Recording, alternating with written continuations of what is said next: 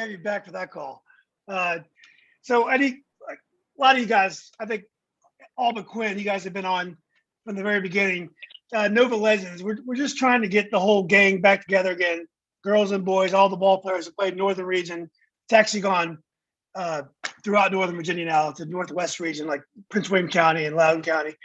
But we're getting we've gotten folks together on Facebook, and we've created this great networking group, and we're talking about the old games and the rich history and culture that we share. I mean, you guys did something I only dreamed of. I mean, I went to Robinson, so we hosted the Final Four every year, and I dreamed about going, just walking out in pregame warmups to 5,000 fans yelling. You guys did it, and so I mean, I'm sure it's not a big deal today, but I'm sure when you guys did it, it was a huge deal to be there. I mean, Quinn and Shane, you guys have been there every year. Jamie, you guys awaited your turn, and you guys finally got through your senior year. And Bart, you guys were kind of always talented, but always kind of got tripped up on the way. But you're finally in the Final Four. So, but I went back today and tried to find out what was going on in 1991 about this time. It was the Gulf War. So during that spring, winter, the Gulf War took place. It didn't last long, but it started and ended. We were listening to Boys to Men, Mariah Carey, Color Me Bad, Belle Biv DeVoe, Heavy D. Gangster rap hasn't started yet, so things are still kind of light.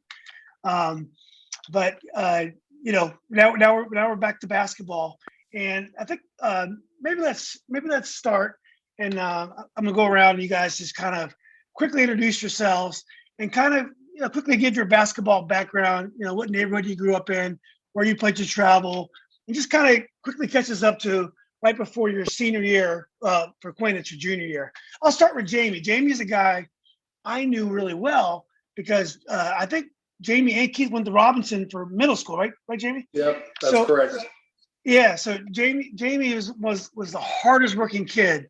I mean, ever since I had seen him since 7th grade.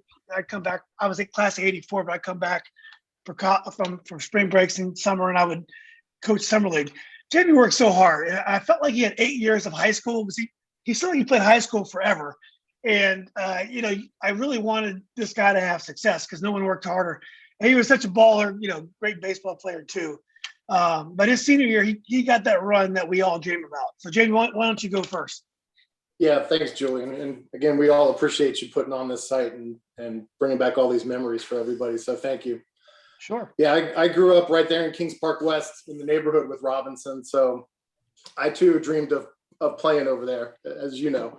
And Julian, you used to abuse me when I was 11, 12 years old. We play rec ball in the summers. And I'd get the ball down the post, and boom, he would slap the ball away from me. He never would let me score. So I was 7 years old. I was 7 years older. Yeah. Anyway, you taught me how to be tough with the ball and take care of it. So I grew up. I played Braddock Road Youth Club. So a lot of teammates from Robinson, Woodson, Annandale, and then Keith, actually my brother, he played Springfield Youth Club once he got to 7th grade. I think my transition over to West Springfield, even though I assumed I was always going to do that, was kind of tenuous. 7th and 8th grade. After my brother graduated, my father had a couple rough years coaching there. And so we didn't know whether I was going to go to West Springfield or just stay at Robinson. So ultimately I decided to go to West Springfield. And finally, after 4 years, like you said, I always wanted to play in that regional tournament, regional championship. Freshman year, we got knocked out in the first game of districts by Woodson. Didn't make it. I thought we had a pretty good team as well. Sophomore year, we made it and lost by 1 on the last second shot to Wakefield, which happened 2 years in a row over at Wakefield. And then junior year, Robinson knocked us out after we smoked them twice in the regular season. Dermia went crazy, 30 points in the first district game, and they just blew us off the court. And then finally, our senior year, we put it all together and were able to get over there and play in the big tournament. So. Awesome. Well, thanks, Jamie. That was great. Yep. So, Bart, why don't you I never met you, Bart, but I admired you from afar. You and your brother Grant were both great players, very active post players, the kind of post players I like on my team. So, why don't you go next? Let me get your. I muted myself. Sorry. Oh, there you all go. This You're good. experience, still another mute button. So That's all right. echoing what Jamie said, thank you. This has been, especially when we have a few extra minutes in our day, or at least I do, seeing some of those old posts and some of the memories and remembering things either from times we played or remembering reading about people that came before us or after us. So thank you for doing that. It's been Sure. a fun group to be a part of. I moved to Virginia in ninth grade. So didn't have the youth experience, didn't grow up playing VYI like a lot of my teammates did in the Vienna area. Didn't play against some of you. I know Shane and I had a one-off or maybe even the thread about playing with some of my teammates back in the days, some of those Oakland Chantilly border youth clubs. So I kind of came in from a small town in Colorado Springs, small school, to seeing what is a big time high school basketball. And during the years, just remember going to the tournament. And we were fortunate enough to make it my junior year. We lost to Wakefield in the semi, who ended up, I think, beating South Lakes in the final, the upset Grand Hills team. So we were there the year prior. My freshman year, didn't really play much varsity. It was a good team we had. I think we got knocked out by Hubert Davis's team in the first round of regionals, maybe the second. So we didn't make it there. My sophomore year, we were good, but not competitive. And then my junior year, we got to the semifinal, couldn't make it to the final. And then, of course, our senior year and why we're here, same fate. Made it to the semifinal, but just couldn't get over that last game to get us to the final and get us to state. So, we're here today, and, bringing up good and some PTSD for some of us on the call. Yes. Yeah, only one team really ends the season happy, and that's the way the state works. Right. So Shane is a guy that I admired from afar. He was a cold-blooded killer. He'd stop and pop, make that three-pointer. He wasn't the biggest guy, wasn't the fastest guy, but if you want a clutch shot, Shane was your man, and your team was very experienced in playing tournament ball. So Shane, why don't you go next? I actually lived in Arlington for the first part of my life, and we moved out towards Chantilly right around when I was about 4. Both of my parents went to Washington Lee. My father grew up in Maryland and moved to Virginia right around middle school. So we decided to move out toward Chantilly so we could buy a townhouse. And back in those days, there was really nothing out in Chantilly. So I lived in Brookfield for a while, and I played soccer first. I played soccer when I was 5, and I kept playing until I was in ninth grade. So I really liked basketball. I played, but I never played organized basketball at all until about 4th grade. And I signed up for CYA basketball and played with Daryl Franklin, who would be on my team later in high school. Played with a few other guys like Ted Baker. He was the guy who started on that 91 team, and Drew Murphy and Keith Bond and a few of those guys. We all played CYA, and we all knew each other for years. Back in those days, there wasn't a lot of, travel teams, at least not in Western part of Fairfax. So, growing up out there, that's what I played. And I had a lot of success playing basketball in CYA. And first year I played, I loved it. And, I kind of grew up, if you grew up in this area, back in those days, there wasn't a whole lot on TV other than Georgetown or Maryland. And, the first time I saw Georgetown play North Carolina, and this is when I really kind of fell in love with basketball. And watching some of the Maryland games back in those days with, guys like Keith Gatlin and Adrian Branch and Lynn Bias, I was really interested in basketball. So I played soccer and basketball, through middle school. I played select soccer eventually for Chantilly. When I got to middle school, I went to a few basketball camps and went to Red Jenkins camp at George Mason in the field house. And I also went to Flint Hills basketball camp with Coach Vetter. Coach Vetter had asked if I would be interested in going to Flint Hill. So I had met Coach Martino, who I really liked. I met him in middle school. And I talked to Coach Vetter, and, I didn't really know what to do. I mean, I was 13, 14-year-old kid. And, I knew when I went to Flint Hills camp, guys like Dennis Scott and, Aaron Bain and Brian DeMollick, those guys were all there. And, I was really impressed. I mean, I think they had just won the national championship a few years earlier. So I decided to go to Chantilly, and I grew up with those guys. We were a really tight-knit team. And during my 9th grade year, I actually left Chantilly and went to Flint Hill right after my freshman year. And it was different. It was in Falls Church at the time.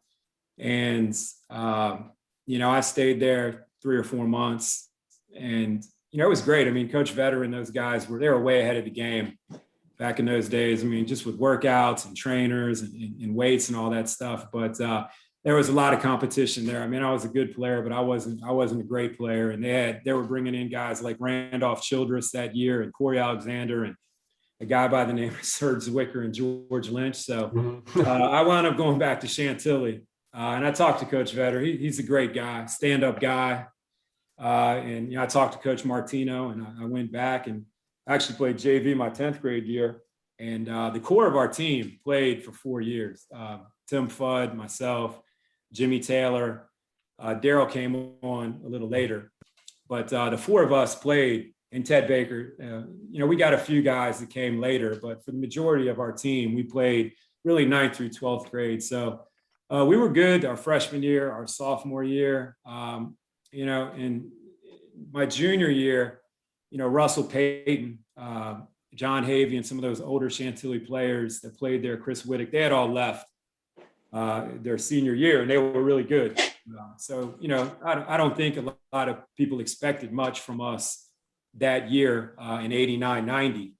So we had a good year. We won 15 or 16 games. We finished 2nd in the district, but we wound up losing to Madison in the semifinals.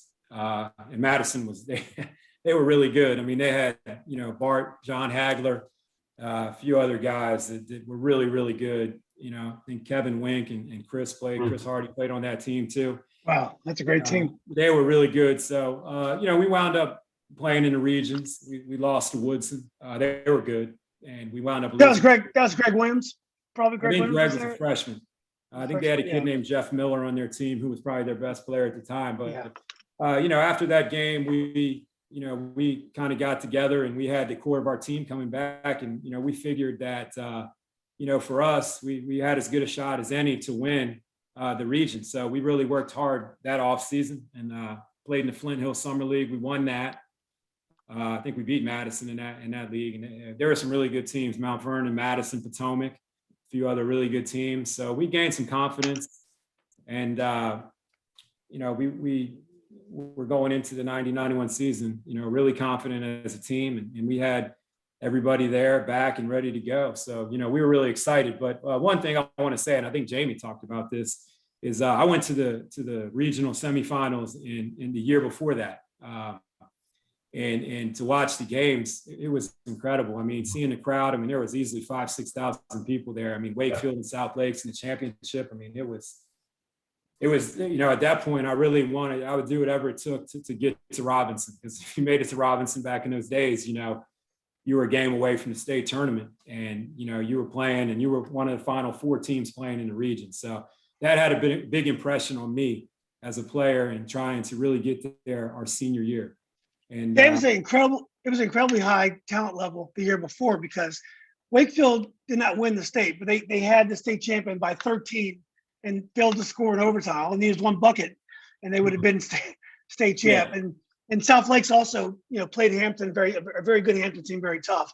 So the 90 was almost the apex of Northern Region basketball. It was amazing talent level. So Quinn, I watched you play, and you played. It was incredible, because South Lakes had so much Division I talent. Between 81 and 2005, you guys probably had 25 Division I players.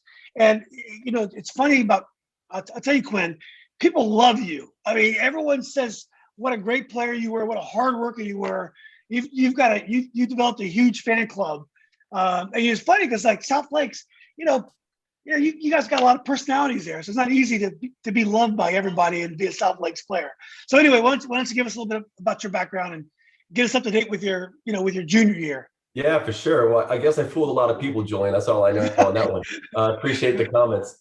Yeah, interesting you mentioned it too, Shane, about the environment. I was just telling out a 15-year-old son, and we live in Austin, Texas, and Westlake High School, they're real known for their quarterbacks and the people they develop, like Drew Brees, Nick Foles, the great, great culture, great sports teams, basketball teams, elite.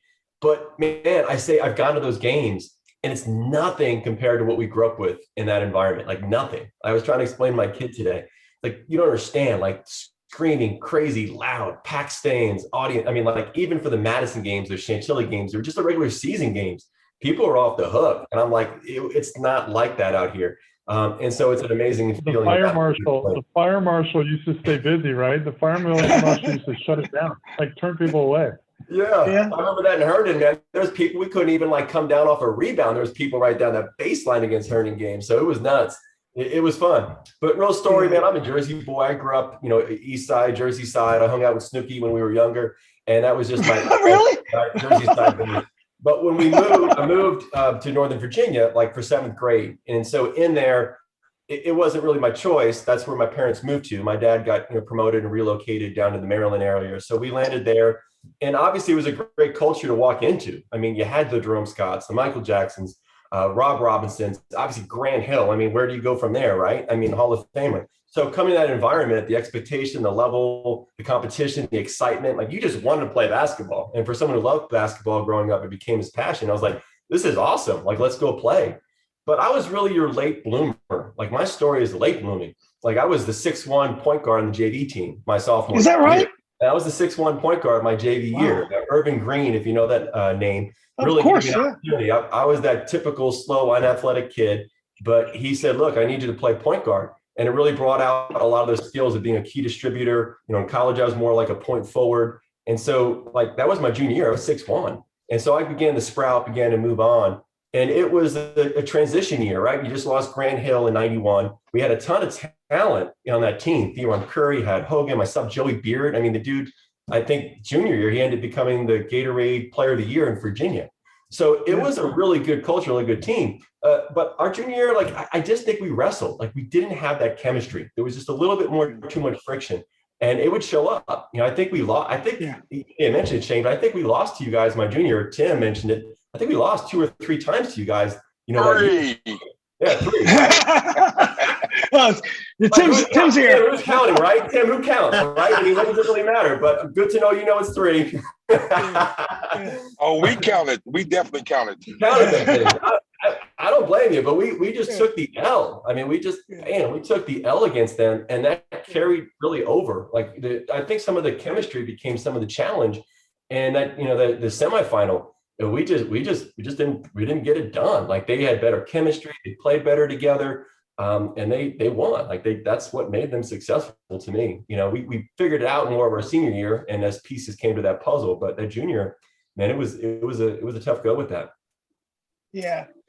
Well, thanks. Well, thanks, Quinn. So Tim, I talked to Chris Naki. I did a podcast with him about a month ago. Just a great guy, but he was your American University coach, obviously, as you know, and he we talked a lot about you because I was a big fan of yours, and I remember because I loved the Chantilly teams. You guys had some great runs, but I remember when you were being recruited, and you were definitely a tweener.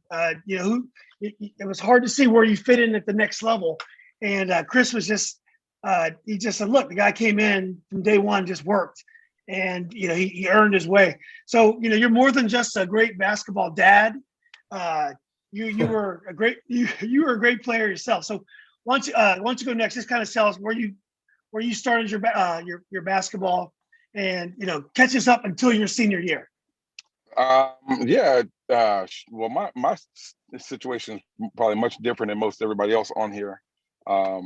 Simple fact that basketball wasn't my my number one sport. I played basketball, football, and baseball. And football and baseball, probably I was far better at both of those than basketball. And ironically, my sophomore year at Chantilly, we got a new football coach who wanted us to, it's kind of this new weight room phenomenon. You had to be in the weight room every single day, and it was intimidating because I was skinny, I was frail, couldn't lift anything, couldn't lift any weight, was like working out with the bars, embarrassing, guys laughed at you. And it really was, it turned me away from the sport. In a sport that probably, given that my size over time, I would have had a nice little run with it on the collegiate level, and you never know what could have happened after that. But I walked away from it my sophomore year, and the same thing with baseball. Went out for baseball, made the JV team, and went back to the coach who happened to be, Shane will tell you this, he was our freshman basketball coach. He was our freshman football coach. He was our freshman basketball coach. He was a JV baseball coach. And the guy, he was funny. He was my ninth grade, like, social studies teacher. He was funny. What was his name? What was his name? Mike McNamara. But he would wear on you after a while. And for me, it was the basketball season, which was what happened with him was I was probably the last guy picked. Shane could tell you, I was not very good. I happened to be like 6'2" as a freshman, so maybe one of the taller guys on the team, but I could barely walk and chew gum, literally on the basketball court. I couldn't do anything. And every day in practice, we would shoot free throws. We get to the point midway through the practice, we shoot free throws, and we all line up these baskets at Rocky Run, and we had to make 9 out of 12, I think it was.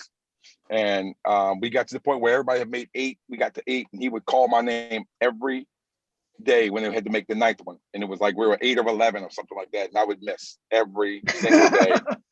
and he would berate me. He would just, like, this is the way I remember it. Maybe Shane, correct me if I'm wrong, but the way I remember it was he made me not like basketball. I didn't like it. And so the next year I waited to the last minute, maybe the last 2 days before tryouts. I played football, and I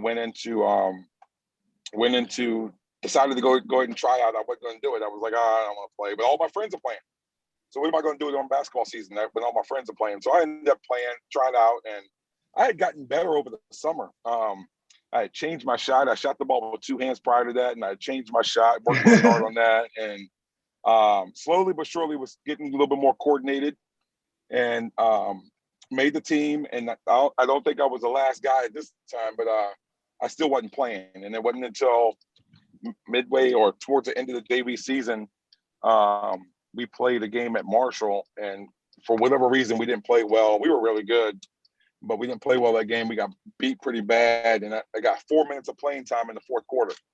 And what happened in that 4 minutes of playing time, I've been kind of quietly getting better and better throughout the course of the season. And as coaches, we're human, so you get set in this rotation and playing the same guys all the time, and it is what it is.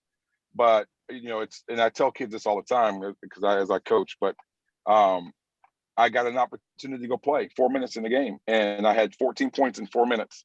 And from that point on, I started. It was like, people were like, oh shoot, this guy can play, And so I became a starter. Junior year, I came off the bench. I backed up Chris Teal. Our team wasn't as talented then, and the seniors, they kind of ran the team at that point in time. But we knew we had a good group coming back the next year, like Shane said. And over the summer, we just kind of decided, we used to call it the big house. We're getting to the big house. That's our goal. We're getting to the big house. And we just worked and worked and worked. And we kind of played with a chip on our shoulder. And, I was kind of like a wild card because we had a kid. Shane, remember the kid? I forget his name.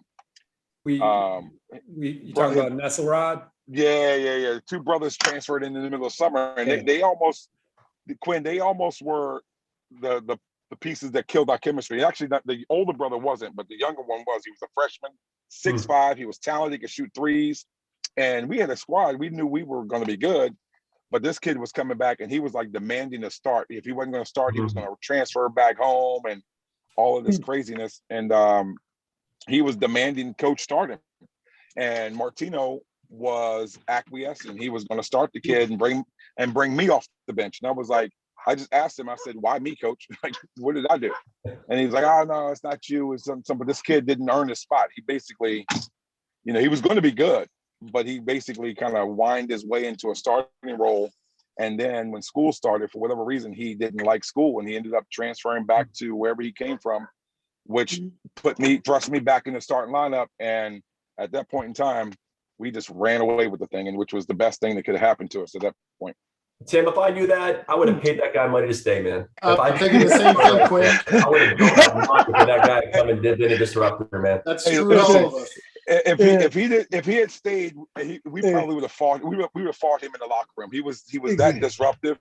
We would have probably done something to him and all got suspended somehow. They sound like more parents of today, more than parents of 30 years ago. Yeah. But so anyway, so let's get to 91 or 90-91 season. So Jamie, I got to know your season really well because one of the guys I played ball with in college was Jay Hopkins. And Jay was, I think Jay graduated maybe a year or two before you. 2 years ahead, yeah, my sophomore year. Yes, we played pickup together. We came to the state tournament together, but we talked basketball at times. I knew your roster really well because of Jay. And one thing I knew, you guys had, and Tim and I were debating about this the other day, you guys had a very deep roster. I mean, your dad was a tremendous coach, but it wasn't the easiest team to coach from afar because you had so many different ways you can go. I mean, you had a starting lineup, but you had at least 4 or 5 guys on the bench that could start for a coach with a different philosophy or whatever. So it was not going to be an easy season for you guys. But you guys, I mean, obviously you guys did well. So why don't you take us through the 91 regular season and up until the Final Four? Sure. Yeah, we had 9 guys that could play. I pretty much played all the time, which was fine with me. And then the other 4 guys pretty well rotated. I mean, even my freshman year, he rotated 5 and 5. My freshman year, I probably would have averaged 25 points a game if I'd have played the whole game. I only played half the game. So I always yell at my old man for that. But yeah, I mean, we had 9 guys. If he really tightened it up, he'd just kind of go with the guys that were hot. We had some internal strife on the team, like any team has, but there was a lot of competition. And, guys fought hard. We fought hard in practice. I remember hearing, I think, Charlie Thompson talking about the competition they had in practice at Lee, where just because guys weren't playing doesn't mean they were contributing to the team, because they just fought and helped the team get better. So, yeah, we had a disappointing defeat to Robinson my junior year. Almost to the point where I wasn't going to go back to West Springfield, not by my choice, but my father was about done with it. Again, there was, parents were unhappy and all sorts of other things. So I didn't really come back with a lot of expectation for senior year. We didn't know who was coming back to play. And so, we had the summer league and we did fairly well in the summer league and we did well at some camps. But when we came back, we really didn't know what we were going to have. We got off to a good start. I think we had won our first 5. And, guys were playing well, guys were shooting well, we were rotating and people seemed to be buying into it. So the momentum just kept rolling from there. We won a lot of close games. Tim and Shane will know we beat them on a buzzer beater and pissed them off to holy hell. I wish we probably had lost that game because they might have taken it easy on us in the regional final. Because I know, Tim, it's in the newspaper, my man, you quoted us, how mad you guys were at us for storming off the court and celebrating after we beat you guys. And we had 3 or 4 victories like that. And, Quinn was talking about the crowds. We had a crazy set of fans. I mean, if you came into our gym, it was standing room only. Guys, they started screaming at the beginning of the game. Brian Dirge at Robinson, who I played with growing up, they rode him. They rode him. He had the Vanilla Ice haircut, and they didn't stop for the whole game calling him Vanilla Dirge all the way through the game. I mean, they rode him like there was no tomorrow. So a big part of our success was that fan base just going nuts. I mean, a lot of those guys, senior year, all your buddies and everything like that. And we were a senior dominant team. It was mostly the 6, 7 of us. They were all seniors. And then Barry Stunson really came on toward the end. And we had another kid that played in the post, Chris DeBerry, that played some big minutes. But Barry was it was Barry's emergence the last, several weeks that really compelled us to go on to the regionals and to the state. If Barry didn't step up his play, we would have never made it because we had no size. I was the center. I mean, I'm 6'2", barely. Yeah. So. Yeah, I mean, and I'm getting ahead of ourselves here, but when you went to state, Barry played amazing against some great post players, and that West Springfield team was one of my favorite teams ever. I mean, I love the way you guys played at state. I mean, so for all the turmoil and all the challenges that you guys had, I mean, well, you guys played some great balls together. And, Yeah, we know, played great together. Yeah, personalities great aside, and all the friction and the practicing, we played great together to a man. We all played great together, no question about it. Yeah, it was a great team. So Bart, so at the time you guys were in high school, I was in school, then I went to grad school at UVA. So I would only see the regional games because I'd be in school. I didn't see many regular season games. So it was funny because I didn't get to see a lot of Madison because you guys got upset so many times in regionals. And you had a great coach. I think Meyer was your coach. Mark Merrill. Merrill. Yeah, Mark Merrill. Yeah, great coach and great talent. But it just seems like oftentimes you guys got someone would trip you up before you got to the big game. And I know this year I went through some of the scores. You guys had some huge wins all year. I mean, you guys are beating folks by 25, 30 points most games. Is that right? Yeah. We kind of, we had a good team. Disappointing how they ended, right? I think, like you said, all but one team will probably say that, right, when they look back. But we came off a good junior year, lost John Hagler, who went up to Loyola and played, and then Justin May, who was a really versatile guard that ended up playing baseball in college. And we felt we could do something cool like all of us, right? You come in, you're optimistic, 16, 17, 18-year-old kids, like, we're going to take on the world. We're going to go win state and nationals and universe and all this stuff you do. And we worked hard, and we did, not similar than any one of us on the phone, right? We lived it every day in the summer. You'd play, whether it's parks, summer league drills, whatever. And we came back, we had a really good run. I mean, I think at one point we were the last undefeated team in the state. We played through a preseason schedule undefeated. We won the Washington Post Classic. We saw Chantilly there, and played them once out of conference. And then, came back in, and actually Chantilly turned around and gave us our first loss in conference a couple of weeks later. But we were, we had a good deep team. We had good talent. We had good players. I mean, we were talking about there's probably 4 or 5 of us that played Division I basketball, and a couple others that played Division I athletics on our squad. So we were, deep and talented, and we had chemistry. You asked about a funny story. I'd say the only dissension in our locker room was between my brother and me.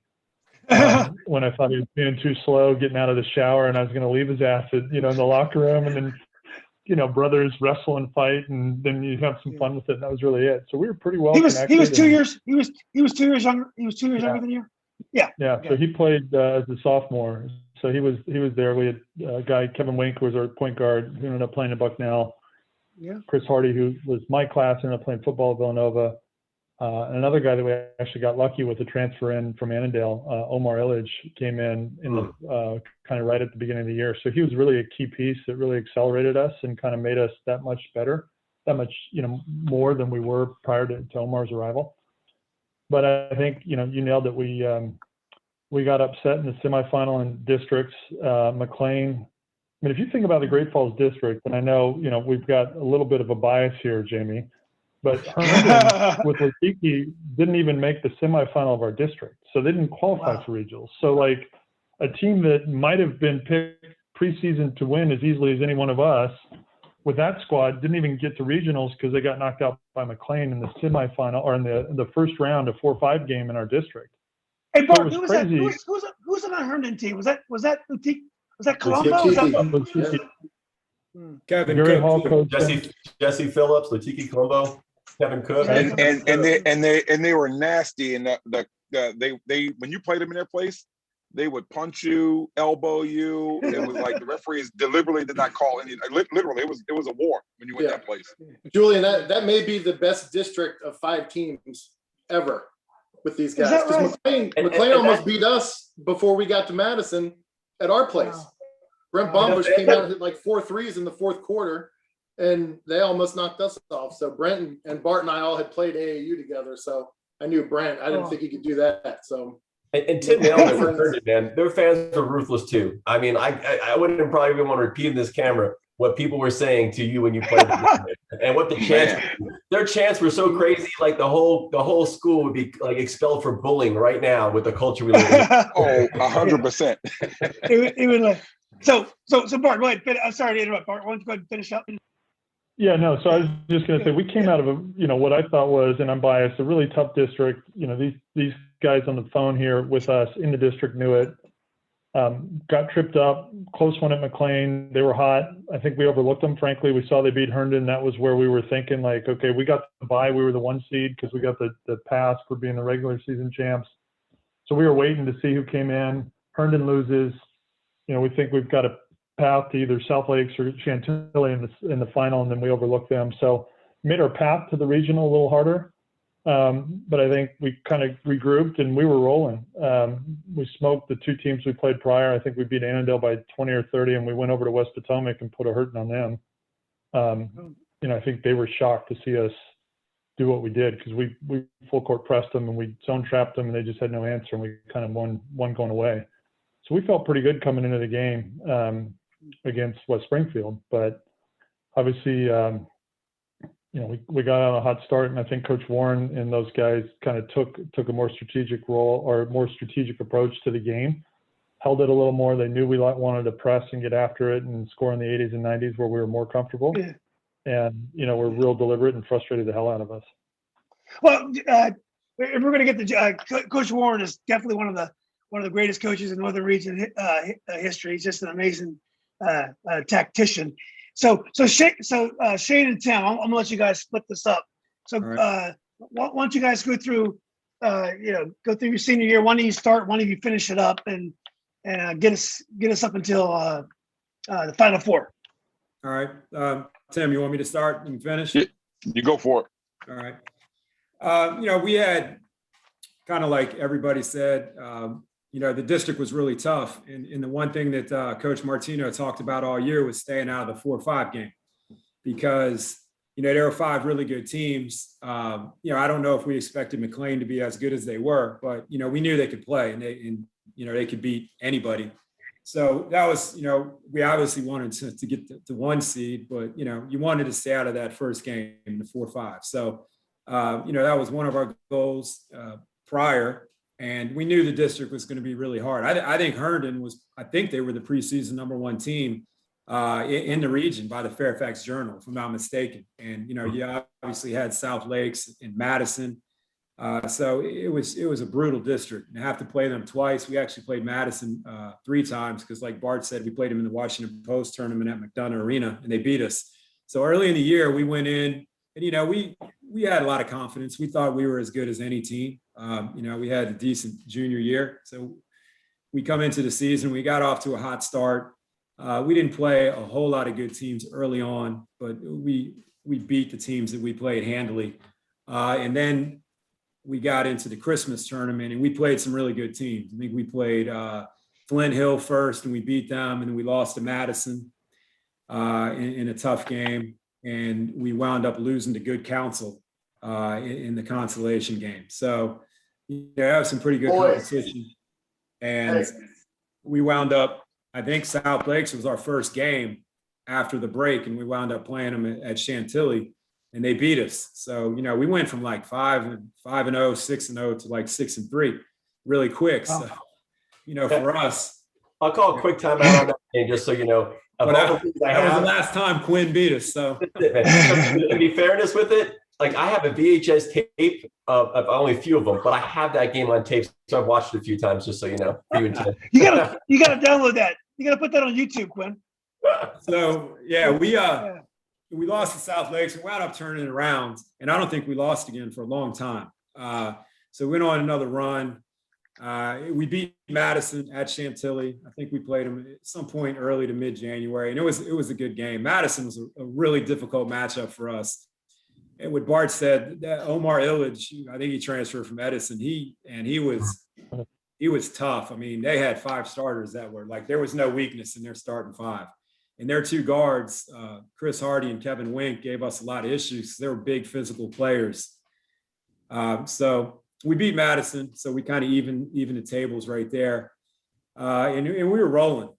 We only lost 6 games, but we had 2 3-game losing streaks during the season. I think we were like 22-6. So, and what Jamie said earlier, we knew about Jamie because Jamie was a 4-year starter and a 4-year guy at West Springfield. So, back in those days, 8-year starter. Yeah, we all knew about Jamie, and back in those days before social media. you woke up and you read the Washington Post on Wednesday morning or Saturday morning, or you looked in the Fairfax Journal, and, we always saw, Jamie putting up 20, 30 points.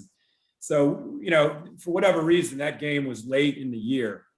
And, we knew West Springfield was good. Coach Martino would stay on us about not overlooking anybody. So we played West Springfield at Chantilly, and the game was really tight. And we wound up losing. I looked in my scrapbook I had, and we lost 72-70. And they hit a buzzer beater or a shot like right at the buzzer. It was a buzzer beater, yeah.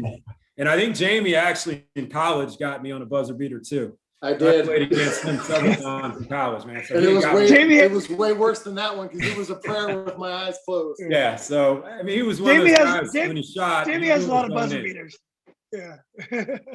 So as we went toward the later part of the season, we felt like we were rolling, and I think Coach Martino talked. It was a great game. I mean, someone was going to lose that game, and it wound up. We lost by 2 points, but what Jamie said at the very beginning, it woke us up because we knew. Back in those days, you looked at the district and see who matched up with who, Great Falls, districts playing so-and-so in the first round. And, we knew we might meet them again. And, we weren't overlooking them, but, we knew they had already beaten us. So we were ready for them, and having played them not that maybe like a month or 5 weeks prior, really, I think it helped us. But, I'll let Tim finish the rest of our 91 season. Man, look, you did a pretty damn good job. You must be looking at some sort of scrapbook or something. Yes. You got way more details than I got. Well, I was missing my scrapbook. I couldn't find it for years, and I finally found it when Julian put this together. And I looked and looked for hours, and I finally found it. So I kind of looked over it last summer and kind of went back and looked at everything. Man, yeah. Go ahead, Julian. No, go ahead, Tim. I was gonna see. You want to add? We can come back to you when we get to the regional Final Four if you want. We can. Yeah, because I can get you through districts and the regions, and that's Exactly. So let's go to Quinn. So Quinn, did you between your sophomore and junior year? Did you grow and become more of a post player? Or I did. That was part of the story. I think between my sophomore and junior year, I grew like 5 or 6 inches, and so I became more of like the forward position. It's kind of where Coach put me, and I always wanted to be on the wing. I didn't ever want to be a post player. I was that guard built in a big man's body that was like, no, wait a second, like I need to be out there shooting the threes, and so the story of that team really is we had Joey Beard, we had Troy Allen, who's pretty, talented coming in as a freshman. He's a freshman, yeah. He's a freshman. We had Had Hogan, we had Theron Curry, and we had Randy Ball. That was like our starting 5. We had a few players off the bench that came and supported it, but we were the main, the main story there. And so I think there was a lot of expectations. Joey got a lot of hype. That's definitely coming after his freshman year. And what he did in the regionals when on the Grand Hill team, he had a breakout performance there. So there was a lot of hype, I think, surrounding us. And it kind of trailed South Lakes because of the Grand Hill area and then Jerome Scott. So it was kind of trailing. So I think the expectation was there, but we kind of I felt like it was an up and down year. Even though we won a lot of games, we just couldn't get that unity or cohesiveness. There was always some issue, some challenge, some fraction, some dissent, and it just grinded out the year. And I think the other part we kind of wrestled with as a team, and I can't, like I said, I need a scrapbook like you, Shane, because my memory definitely doesn't serve me that well. I can't remember game by game or play by play. I was more impressed that Tim remembered like that he got 4 minutes of playing time and how that all translated. I'm like, dang, you guys are smart. Way above my grade. But look, so what I do remember though in that journey was the competitive level, was the expectation, was the the way you can play basketball, the high level at high school. It was phenomenal with that district. That year it was just amazing. And I think there's 2 things that happened. Like the internal part didn't flow as well. And we didn't really have a great true point guard. Like Daryl Franklin would just torch us. And he did too as our senior year too. Like we just didn't have that great point guard. And I remember about halfway through that year, coach put me at point guard. Like Coach Bird was just like, okay, he could tell the flow and how we were running the game wasn't going as well because really talented, but Had and Randy were never like really true point guards. So we wrestled when you played against some of those competitive teams like you guys that had really good point guards, true point guards, we just didn't have that way of bringing it together. So I started playing point guard a little bit, then got switched out of it. We experimented with different things, but at the core of it, we could never really get through ourselves, I think, that year. Pat Raleigh wrote a book years ago that my college coach, McKillop, would always stress. He wrote a book called The Winner Within, and I didn't read it at that point, but there's a chapter in there called The Disease of Me. It's worth reading for any team that's trying to win or compete. That's sure the heck how that year felt. We had a lot of disease of me, going on in there. And maybe it was a little bit of a hangover because you guys had been to state a couple of times and you had a lot of some disappointment. I mean, I don't want to take away from the achievements, but it was probably tough picking back up and trying to rebuild. But anyway, good things were to come. So so let's get to So let's get to the Final Four. So Bart started to talk about this, and I know where it's going. West Springfield at that time, not many teams were built around a 3-point strike. That was still the early days of 3-pointers, and you got a team that's really built to shoot the 3-pointers. Jamie, you must have at least 6 3-point shooters on that team. I think at least 5 or 6. Yeah, everybody but the 2 big guys. So. Yeah, so and we didn't have defensive concepts to guard the 3-pointers at that time. So anyway, let's go to the first semifinal game.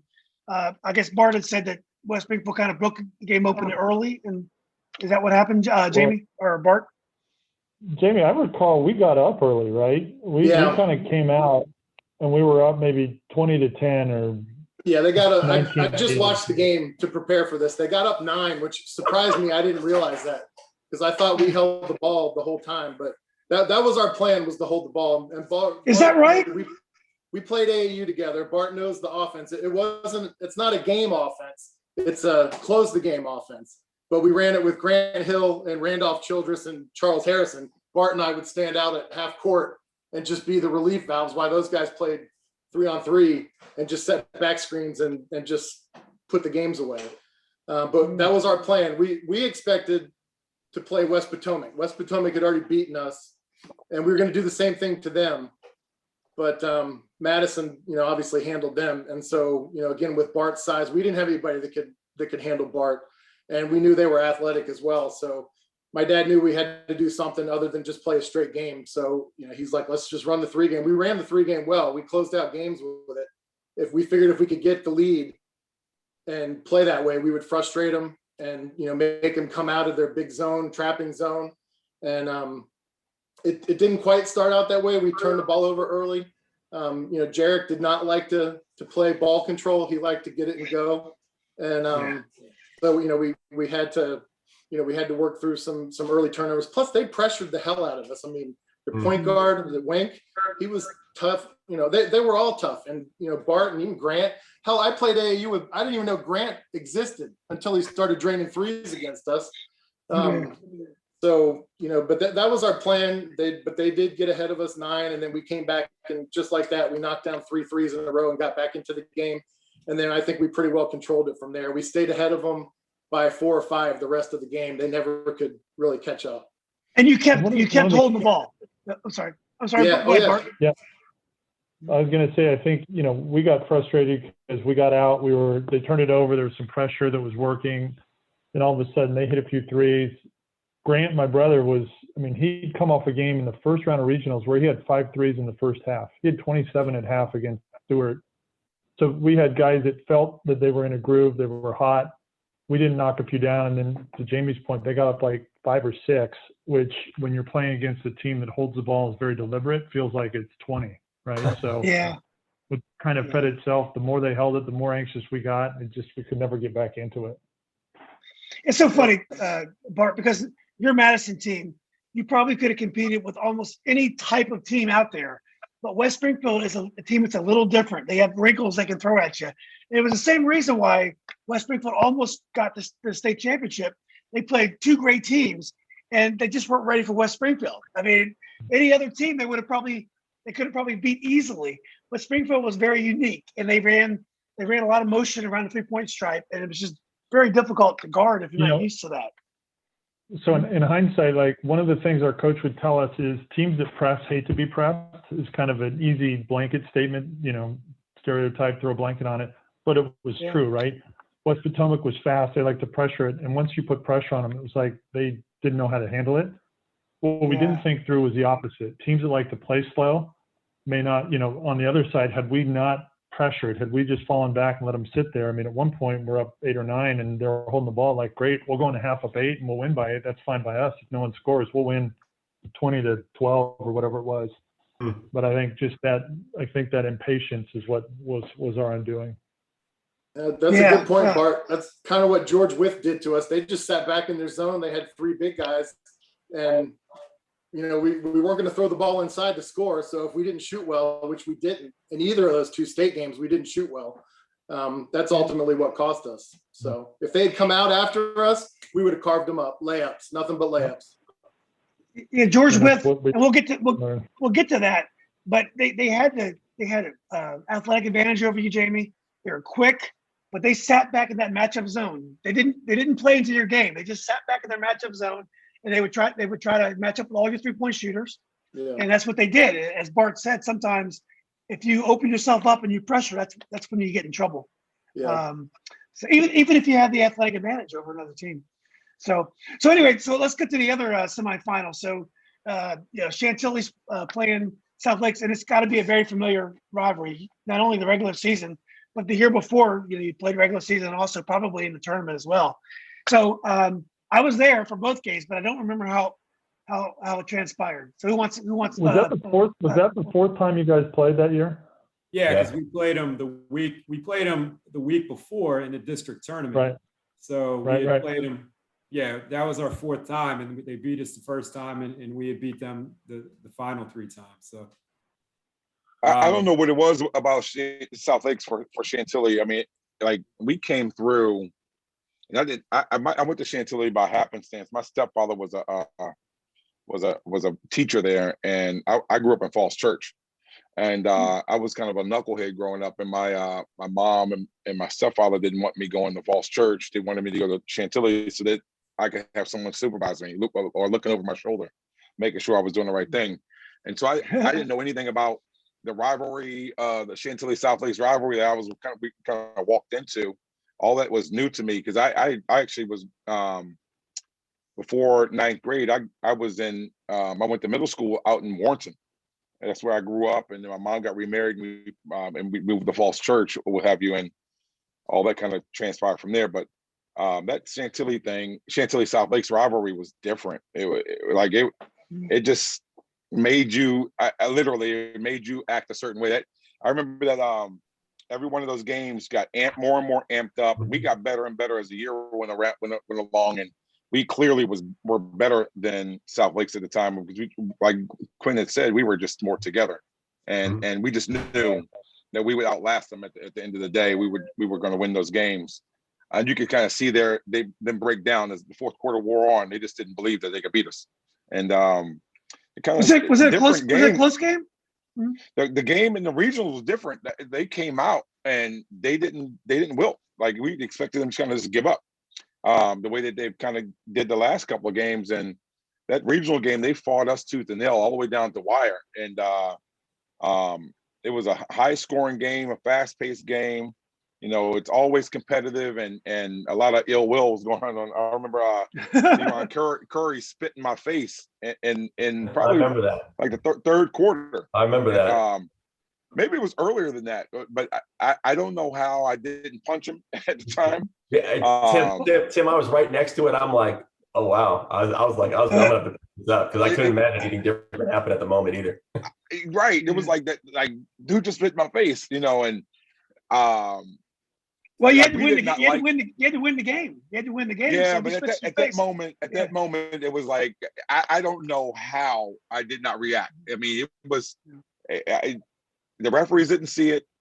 I didn't react, and we ended up kind of pulling together and banding together and pulling that thing out. But it was a tough game. It was definitely not an easy win that night. That for the 3rd victory.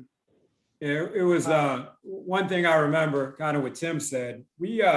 I actually looked at the score. I think it was 85-74 was the final score. But, at one point we had gotten a lead in the 3rd quarter, a double-digit lead. And, all of a sudden they came back in like the blink of an eye. I mean, because, they had guys like Howard and Theron and a few other guys that could score quick, and they had cut our lead to 1. This is one of the few things I remember really vividly about the game. And I remember, and it kind of typifies kind of what Quinn was talking about. And I don't even remember the kid who shot the 3 for them, but it wasn't one of their main guys who you'd want to shoot the 3 in that situation. But they had cut our lead to 1. And I was kind of trailing the play. I think they pressed us and we turned it over. And the kid pulled up from the top of the key and shot it, and he missed. And I just remember after that, I mean, I for whatever reason, I can still remember that shot going up at Robinson. And when he missed, it was just kind of like a sense of relief. I don't think they ever scored again. And, I think we went on a run to end the game. Yeah. That's the one thing that I remember. But you know what? As you talk, a little bit comes back now, man. It was because it's coming back a little bit, because I do remember, there was some good parts about this. Like we played hard, and there were some competitors on there. And I think sometimes maybe that can be that kind of spilled over. So if you talk about chemistry and the things I mentioned with the community, I think there was just, you got young kids who just got a lot of competition, a lot of testosterone, a lot of ego. And I think what happened is we were so passionate about trying to get there, we just couldn't mesh it, right? But we played hard. And I do remember that part of the game that you mentioned too, Shane, and you as well, Tim, is we were kind of like, wait a second, we should be better than this, and we should come out and compete. And so I do remember the journey of that game. And I remember being down, and I remember Coach Bird making a change. And I think who you're referencing, Shane, is Al Gibson. He was a reserve on that team, and he put Al Gibson in, and there was a reserve group that I remember being on the floor with. And I remember in that reserve group, we just clicked a little better, right? We just moved the ball better, got the right person in space. We just moved better. But I remember going on this charge to get back into it. And then I'm like, man, we just didn't have the gas to get over that hurdle against them in that game. Yeah. But I do remember that comeback. We just couldn't get that tipping point. Yeah. And actually, as you said, that pulling up, shooting the 3, I could almost envision it was Al Gibson pulling up, shooting that, and trying to get us back into it. Now, I wasn't the greatest shooter, but dude, he knew how to play the game. Like Al knew how to play the game. Yeah, it was, I'm not sure, I can't remember the name, but one thing I think worked for us is that, we had played South Lakes a lot, and, Chantilly had always they had some really good players, and Coach Martino did a great job of bringing the program along in the mid to late 80s. And he was really good. The one thing that Coach Martino was really good about is kind of meshing teams together and making guys, buy into their role. And, Tim can add to this too, but everybody kind of knew where they stood. Back in those days, players didn't dictate their role like they do now. And, the one thing that we had was we had our scorers and myself and Daryl, Tim and Jimmy Taylor.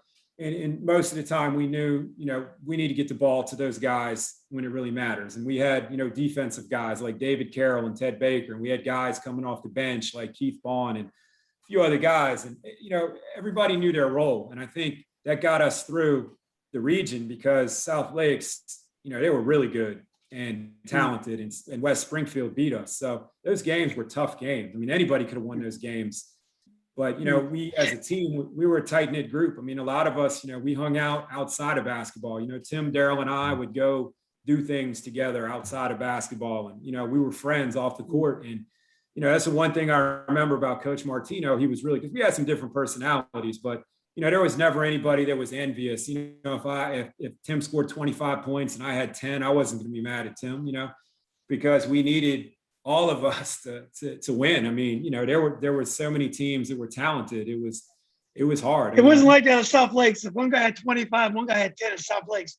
That's a problem. That's a problem, right? Well, I think that's the biggest thing was going on. Like we had four guys, maybe 5 guys in double figures, or close to 5 guys in double figures on that team.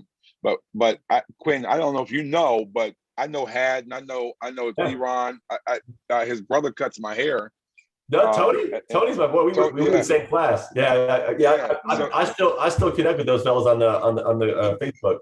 Well, the stuff that was going on in the neighborhood is probably what killed you guys. Like they didn't really always get along, and it was it was stuff going on at home that kind of derailed you guys from before you even got on the court. Yeah. I can appreciate that, man. Yeah, I can appreciate what you're saying. Well, guys, so we still have the regional final, and then we have the state run. We're going to do it kind of quickly though, because you guys all had great college careers. I want to make sure we talk about all your college careers because because you guys did so well. So the next game was Chantilly West Springfield in the regional final. This is more of a traditional matchup, Jamie. So you probably don't feel like you have to hold the ball against Chantilly, even though they're a good team. But my guess, I remember you played against them, right? Yeah. Or did you? Yeah. And no, we didn't do any gimmicky offense or anything like that. We just went and played them. We'd already beat them. Not that we thought we could handle them again, but I will tell you, this was one of the first years that two teams qualified for the States, right?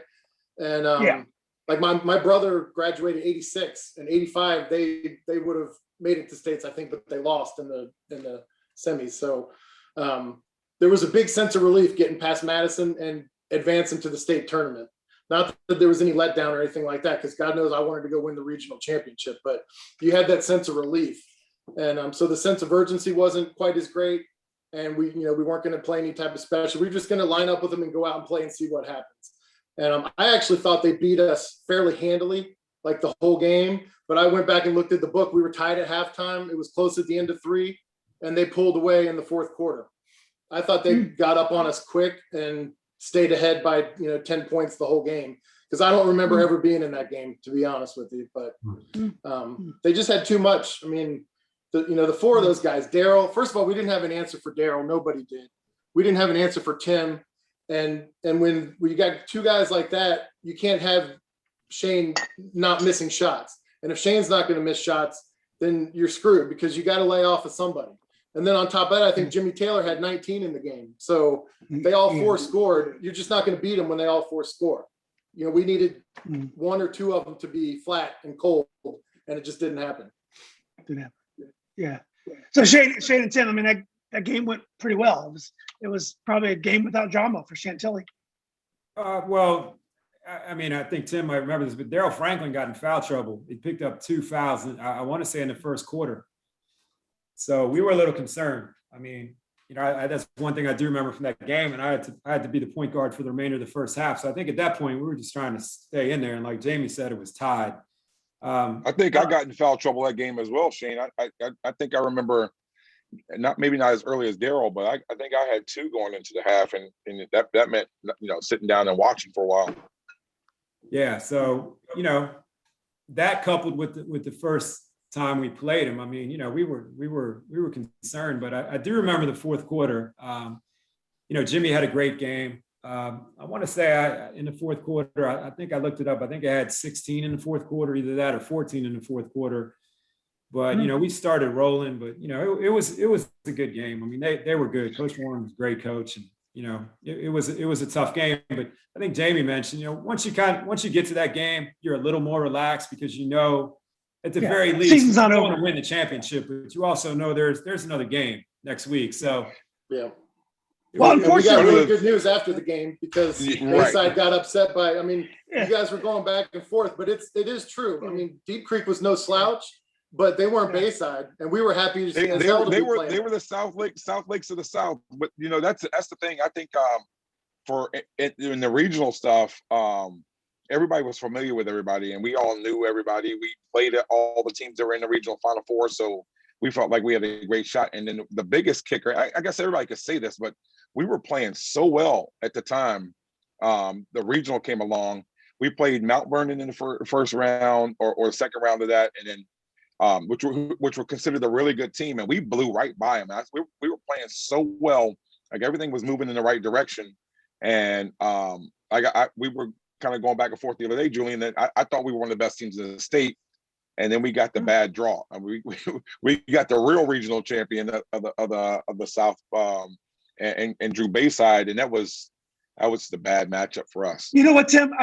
Tim, it's a bad draw, but you guys had more talent than Bayside. I mean, Mario Mullen was a pretty decent college player, but compared to you and Daryl, you guys had more talent. But Bayside was a very gritty team. They're very, well, very Shane, you got sick, right? Shane, you got sick right in that. Right. I think I don't want to make excuses, but Tim knows this, man. I mean, we had some weird things go on the day before, and Bayside was, I thought they're really good, but we never left for the game until mid-morning, which to me I couldn't figure out. So it had snowed. It had snowed. Did it? I mean, Yeah, I know. I didn't know you were sick, but I had the I know, flu the whole week. I was in bed until Wednesday. Yeah, I got out of bed. We might have went and did gotten a it shoot from each around other. at Mason, and Yeah. then it snowed Wednesday night, so we couldn't even go down. And I wanted to go home and sleep after the first game Yeah, because I couldn't sleep in the hotel because I was still sick, and we couldn't because of the snow. So yeah. you're right. Well, we we did. I remember us practicing toward the evening at Chantilly the night before we were going to leave. So the game was on a Thursday. Yeah, I think it started around 5 o'clock. So we woke up and, Daryl had the flu and I had the flu, and, not to make excuses. I mean, if we play that game 10 times, I don't know how many times we win, but ideally you want to play at full strength, and we weren't, but, and they beat us badly. Yeah. We got behind early, and, Julian, I think we talked about this in the message, is that, the way we played up tempo. I mean, it wasn't out of the realm for us to score 80, 90 points. And, that was us. I mean, you're not going to change. You can't change, for one game. And we probably weren't going to beat Bayside playing that way. And, it wasn't us to pass the ball around, for 30, 45 seconds and do that. I mean, we were kind of who we were at that point of the season. And, playing Bayside William & Mary on the big court threw a wrench into the game too. And it was, it just, we got down early and we faded, and I played terribly, man. I felt terrible. I let my teammates down, and, I think I know I had 1 point, which was the lowest point total I ever had, but it was a bad way to end the season. But Bayside was a great story. So it was a poor section of Virginia Beach. There's some very rich section of Virginia Beach. The school had never had a winning record in the history of the school. And then they hired their middle school coach to coach the varsity team. His first year, they had a winning record. First in the history of the school. I think it was like 15 years old. Second year, he won a state championship. Third year, he won another state championship. And every game was close. I mean, they didn't have a team that just blow you. They wouldn't score, 100 points. Didn't have a lot of talent. This team was just very disciplined, very physical, very well coached. So, I mean, it was a tough matchup. I think West Springfield would have matched up very well with Duke Creek with Bayside, because they would have played their game, and they could have maybe brought Bayside out. But let's go to the other side of the bracket. So West Springfield's playing Deep Creek, who had upset the Bayside, and I remember coming down for that game. I was very excited for that game. I was so excited to see Jamie play, wishing him well. And you guys came out and you guys ran your motion offense outside the 3-point stripe. You're trying to bring them out, and it was beautiful. I mean, you guys were hitting, and everything went your way that day, I thought. Yeah, the way it went. We were still deliberate in the offense. They didn't have the height that was going to really bother us. So, we sort of played our normal game. We weren't as aggressive offensively, I think.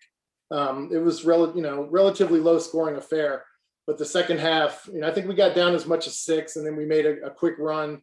We got some long passes for layups. Jarrett got out, and then we hit a couple of threes. And then we just went in. The bigger court actually helped us because we just spread them out. And then I think we did 4 3-point plays on layups, just on backdoor cuts. And I mean, it was beautiful. The end of that game was beautiful. Just backdoor cuts. And I didn't score much at all. Like I said, Shane, I'm actually glad to hear you guys were sick, because those 2 worst games I played all year was down at the state tournament. I had no legs. I couldn't shoot, couldn't do anything other than I distributed. I played the decoy and the passer and tried to rebound. That's all I could do. So, but yeah, that game was beautiful. Well, then you played George Wythe. George Wythe was coached by a guy named Booker, and he was a great defensive coach. And I mean, this was a great. I think they only lost 1 game all year, like 1 or 2 games. They were the Central Region champ from Richmond, and that I think David Houston posted the game on YouTube last week or a couple weeks ago. I ended up watching the game again.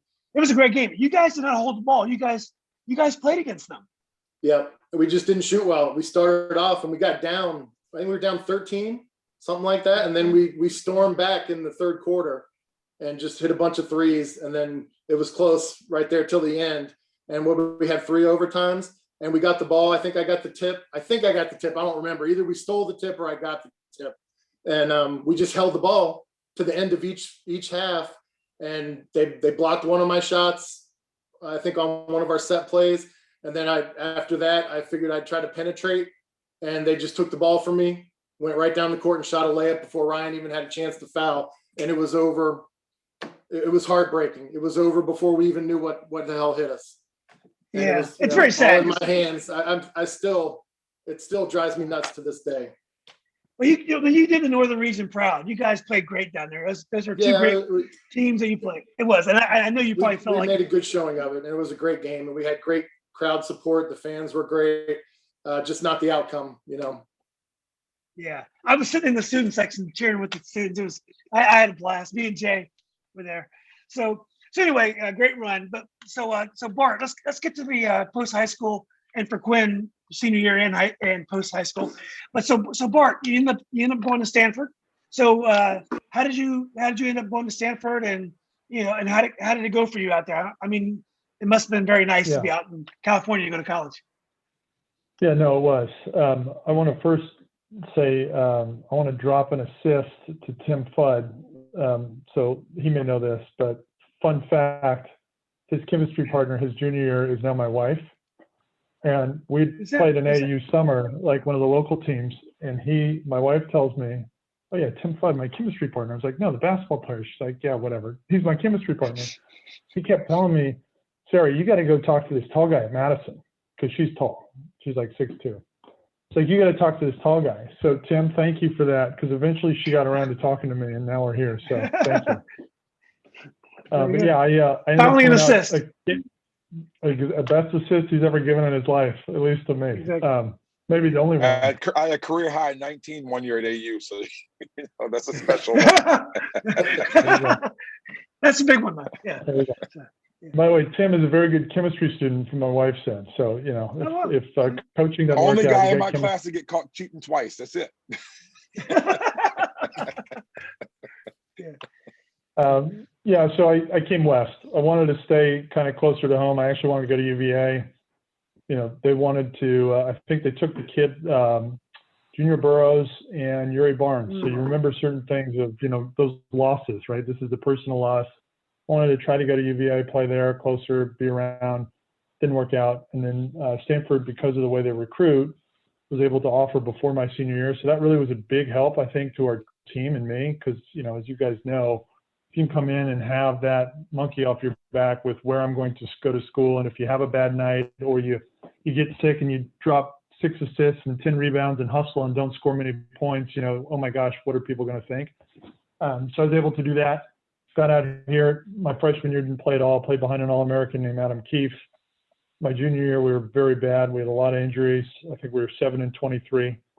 So just a terrible year. My junior year, we ended up having a kid named Brevin Knight who played well for us throughout Stanford, played in the NBA for like 13 years as a point guard. Went to the NIT. Then my senior year, we got to play in the NCAA tournament. We were the same class, so our high school class 91 is 95, and that's the same year UCLA won the NCAAs. So we ended up playing in a Pac-10 conference at the time with the UCLA team that was a national champ. Arizona had Damon Stoudemire and a bunch of that talent with Lute Olson. So there were some good national level teams in the Pac-10, and we were probably 4th or 5th. Got to the tourney, got to win a game for the first time in 50 years in Stanford, and since Stanford won the NCAA tournament in the 40s, we won the first tournament game. Then we got blown out by UMass. So it was a great experience. We saw the highs, the lows. Personally as a team, I never scored much. I played a role player. I was a captain my senior year, but it was kind of the 4 rebound, 4 foul, 4 assist, 4 turnover guy. Set a couple good picks, shooters open. Was it a massive experience? Was it a massive raise in class going from Northern Region to the Pac-10? Yeah, and I think athletically, I got by probably on my size more than my athleticism. So when you're 6'9" as a high school senior and you have some athleticism, that carries you a lot further when you get to, Division I athletics. You got to have a lot of it. Here's an example. Adam Keefe was exactly my frame, my height, my weight. They weigh us all in. He could run a mile in like 4:45. Wow. I could never get anywhere near close to that just because he had that extra gear, that extra level athleticism. And, when we came back, we'd run the mile and run it, and you'd go all out. And it was like a big deal. And he would be running with the guards and like the second fastest guy on the team at 6'9", 230. It's just a different athlete. And I just wasn't there. Well, Yeah. Well, thanks, Bart. Well, Quinn, why don't you go next? Why don't you catch us up on your senior year at South Lakes, and then take us through how you got to Davison and how to go for you at Davison. Yeah, I love to talk about the senior year, and I can't wait for the 92 story to come out because that turned out better against us for Chantilly. Tim and Shane were gone, but it worked out well for us our senior year. But no, actually, between my junior and senior year, I just kept growing. And so I was about 6'8", almost 6'8" at that point. Went to 5-star camp, and I really started getting a lot of recognition. So I still got a lot of, went to the pit, back when they had, I don't know if they even have 5-star these days, but went to 5-star basketball camp. Yeah. And so went there, was able really through Coach Burr getting me into that second week, which was where with all the talent went. I remember go up there and see Jerry Stackhouse go nuts, but got a chance to play up there, did well. And in that, created some opportunities, some visits, some scholarships. And they were more mid-division, 1 prospects that were looking at me, like William and Mary, the Ivy League schools. Virginia Tech was probably the higher one. And I was at that kind of space where, like, do I want to play my senior year and see if I'm making strides in improvement? Do I wait and then maybe get a bigger offer? I chose the safety route. Davison College it was a good position as far as athletics and academics, and the coach had a good vision of building that program back up. And so I took the opportunity to sign early. Good thing, because about 2 weeks after that, I was in the front of my yard playing some basketball, and my brother's friend decided karate moved me and broke my ankle. And so randomly. So I sprained my ankle before my senior year started and had a long journey back just to get back to play for that, the senior year. So yes, completely fractured, broken. So the good thing is hey, I had a scholarship. I still had a place to play, moved on. And college, it was fun. I think, Bart and you guys all know that have played college basketball. It's a fun journey. It's great to be a Division I athlete. You compete at a high level. It's just a great experience. And I had that experience in college. My freshman year, I rode the bench. I had a different vision of who I was, and I really didn't understand what it meant to work hard. Coach McKillop, he's still there today after something like a historic career of 30 years coaching Davison. Wow. He was a tough New Yorker, tough. And he would just be like, man, you're soft like vanilla ice cream. You soft like vanilla ice cream. And I just got tired of hearing I'm soft like vanilla. And so, man, I was like thunder, the next year, between sophomore and junior year, I'm like, freshman and sophomore year, I'm like, this isn't going to happen. I'm going to play. And sure enough, I did. And so I had a good, 3-year run after that. Sophomore year, we came a jump shot short of going to the NCAA tournament. It was mid-major. So if you didn't win it, you didn't go. So we had a buzzer jump shot that hit the front of the rim, bounced off. And elbow jump shot. It was my roommate my final 2 years. And dude, I'm just like, couldn't you give us another inch? We would have been in the NCAA tournament. So it didn't go. Junior year, it's kind of funny. Junior year in college was like junior year in high school. Chemistry was just not there. Senior year was fantastic. We were 25-3. We were rolling, extreme rolling people. We had the second highest margin of victory in the country compared to Kentucky. And that's the 96 team that won the NCAA tournament. So our senior year, we were just destroying it. Rolled the conference 16-0. Then we got to a conference final, and mid-majors, if you didn't win back then, you had no chance to get into the tournament. And so my senior year, they packed in a zone, Western Carolina, and we went 2 for 24 from the 3-point line. You don't win games like that. So we took the big L in my senior year. It was big disappointment. We did get to the NIT, 2 years. And that was the sophomore year and senior year with the NIT a couple of years, but it was a great experience playing. And then it was fun playing a couple of years of pro basketball afterwards. It was a good journey as well. Where did you play pro, Quinn? So I played the first year in the CBA, which is if you guys probably remember that with our age bracket here, we're talking about long before the G League. That was the CBA. So I ended up playing in Omaha, Nebraska. Played there, played in Yakima, Washington. Played in the summer league teams. Had some good opportunities. Signed a contract with the Clippers. Went to play with the Clippers, and then had an ankle, blew out an ankle in camp, and pretty much they put you in IR, and I wasn't a guaranteed contract, so it was bye-bye. Played Yakima and then Idaho Stampede. Played a little bit, sometimes over Philippines and Spain, but yeah, it was a good journey. Hey Quinn, when you were at Davison, was Terry Holland the AD? Terry Holland from UVA the AD? He left right before I got there. And then he went back to UVA as the AD at that point. That's right. Okay. So well, thanks, Quinn. Tim, why don't you go next? You're another guy that blew up on the college scene, and you were all Colonial, I believe. Yeah, I was. Yeah, I mean, my whole journey was kind of, I was a late bloomer. You know, I I guess knock was a little generous because when they told me, when they offered me a scholarship, you know, during the whole, I didn't get signed until spring, and during the whole time, my whole senior year, it was beginning of that. Tom Konchalski was, I think he rated me like a borderline D1 player. I was getting division. I went on the Division III visit. I went to Hampton, Sydney on a visit my senior year. Went to D2 visit, and then my last visit was at AU. And I had a bunch of like D2s that offered, and I had about probably like 6 or 7 Division I offers at the time when I finally decided that I was going to go to AU, which made the most sense because it was like 8 miles from my house, and you know, my mom could be there and scream at me and all the rest of that stuff. But you know, when I got there, I was just telling my daughter this same story earlier. Like when I got there, I'm looking at these guys. These dudes are like men. You know, some of the former players were there, and they were jacked. And one guy who was playing professionally in Japan, the ball would come off the rim and pick up, and he would rebound anything from the left side of the rim and the right side of the rim. It was his. It was this. His wingspan was so big. I'm trying to figure out why this guy wasn't in the NBA. But I was saying to myself, I was like, I'm never going to be able to play here. Like, this is different than high school. Like, these guys are not like, you know, they're just big, solid men is what it was. And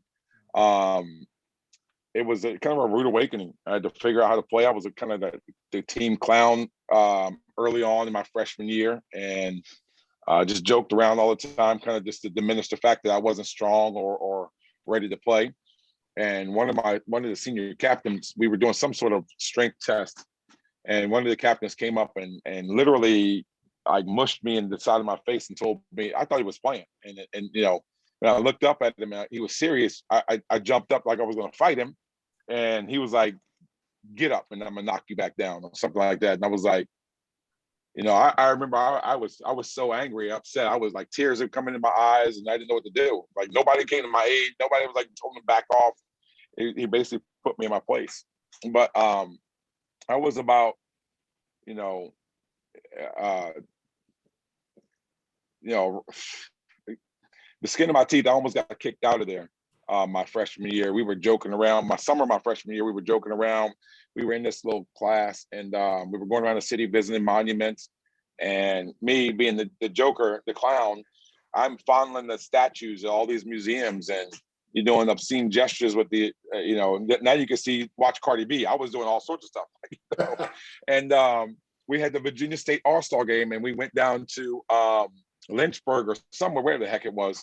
And I was gone for a weekend, and the other freshmen that were there were messing around. And when I got back from the Virginia State All-Star game that Monday, coach called us all in the office, and he was like going all railing us. Like, he was just going off. And I'm sitting there, I'm like, I don't know what happened. And he's like, he pointed to the other two. He was like, you two, go back to your dorm and pack your shit.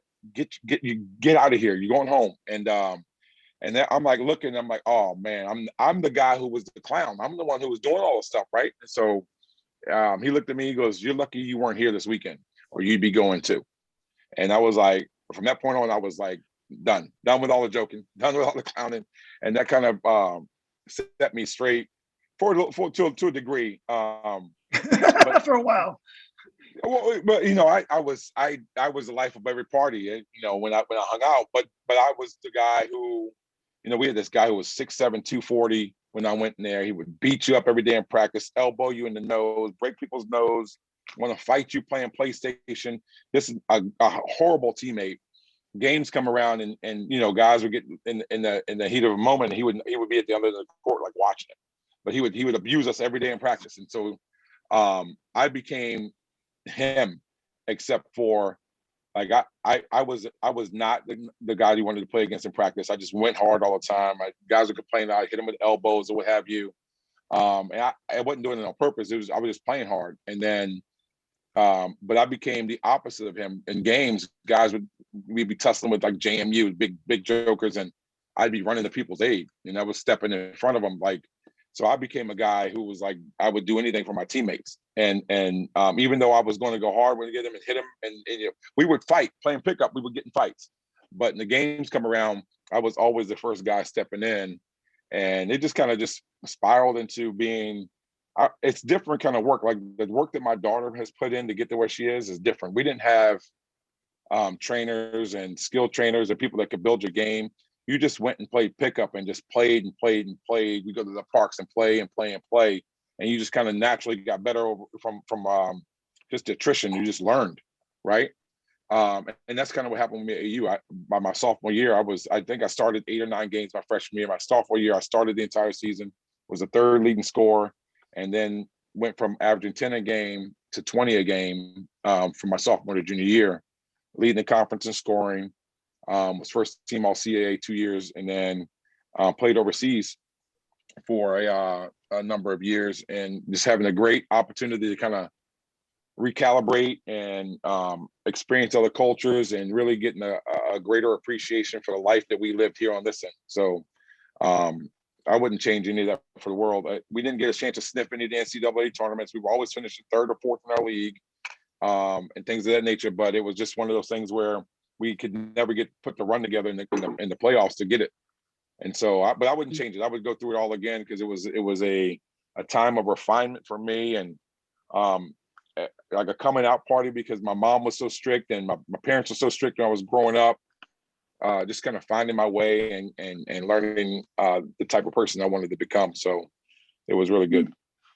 Yeah, that's awesome. Thanks, Tim. So Shane, why don't you go next? I think you ended up at Roanoke. Is that right? No. Well, my story is a lot different from these guys. These guys were, I'm kind of opposite of Tim. Tim got, he got a lot of interest late. I was never really a highly recruited Division I player at all. I think there was a few schools that had some mild interest. I know I'd received some interest from Towson and a few other, mid. Shane, let me stop you for a second. Let me speak. Julian, I have to throw this in there. Love him to death. Great relationship. I talked to him today, as a matter of fact. Martino never gave us our letters. He had them. He was the proverbial coach that had all your stuff stacked away in a drawer and didn't give it to you because he didn't think you were at that level, or he didn't want you to get a big hit. True or false, Shane? It was, it was true. I mean, it's one of those things now that, you look back, you got your degree, you move on in life. But, I had some interest, mild interest, when I was a junior heading into my senior year. Tim and I and Daryl and a few of our teammates, we went to 5-star a few years. I think Quinn talked about that. And, there are a lot of good players there. And then there were some Division II schools that recruited me, but a lot of stuff had dried up during my senior year. And I didn't want to play Division III basketball. It was always my goal to play Division I basketball. I mean, I think that's pretty much every, good high school player's dream.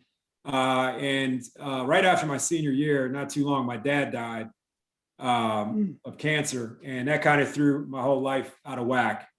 So I didn't go to school my next year in 91, 92. I didn't. So I knew I wanted to go to college to play basketball. So I started talking to a few schools that had recruited me, some small schools. I didn't want to go far from my mom. So, I figured if I could go somewhere an hour and a half away, that would be great, because just there was a lot of things going on at the time. So I wound up at Shenandoah. They had actually had a decent program the 3 or 4 years before I was there. They made the Division III tournament like 2 or 3 times. It was a good experience. I had a really good freshman and sophomore year. I think my sophomore year, I averaged about 19 points a game. My junior year, I just had a massive slump. I don't know what it was. My scoring dropped in half. I couldn't shoot that year. I have no idea what was going on, man. It was the longest slump of my career. And in between my junior and senior year, I tore my ACL, unfortunately. I was really looking forward to going back. So we had a good small college team. Juan Dixon's brother was on my team, Phil Dixon. He was a really good player. He was, by one publication, he was the National Player of the Year in 1996. And I was really looking forward to kind of redeeming myself my senior year, because I knew we had a legitimate shot to be really good, which we were that year.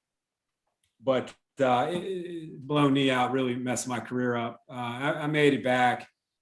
I didn't play as much as I wanted to my senior year. I never really, back in those days, 25 years ago, things were different than they are now.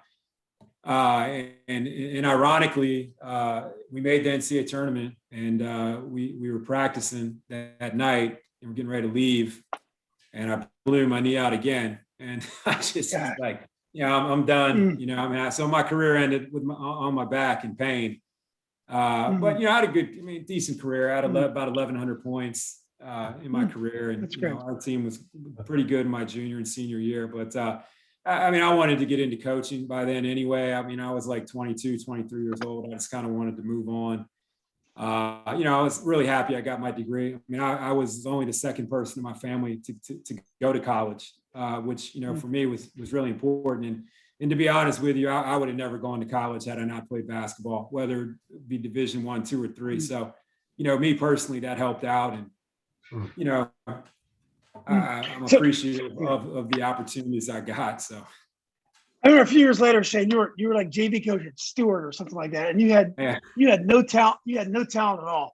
And I remember what a phenomenal coach you were. You did the best job with little talent that I've ever seen. Yeah. So I remember that I was like, God, this guy's trying to coach this team. Yeah, I actually remember it was at Edison High School. We were playing, and I had 6 guys, and we actually finished the season decently. But I coached with Alan Glasscock.